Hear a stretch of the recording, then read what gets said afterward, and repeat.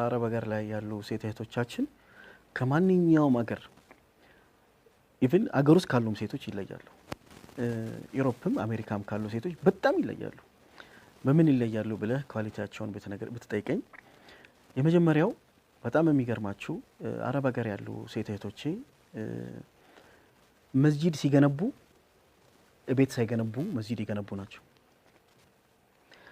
ትዳር ሳይመሰርቱ ብዙ የታመሙ መልካም ወንድሞቻችን የሚያሳክሙ ናቸው። ራሳቸው ህመም እያለባቸው ራሳቸው ብዙ ነገር ማድረግ እየቻሉ ለራሳቸው ሳያረጉ ራሳቸው ወርቅ ሳይኖራቸው ብዙን ሰው ወርቅ ያለበሱ ናቸው። ከወርቅም በላይ ናቸው። ወርቅ ምናልባት ዋጋው ከፍ ዝቅ ሊል ይችላል። የወርቅ እንደየሀገሩ እንደየካራቱ ወርቅ ከፍ ዝቅ ሊል ይችላል። በአረብ ሀገር ያሉ እህቶቻችን ግን ዋጋቸው በፍጹም ዝቅ የሚል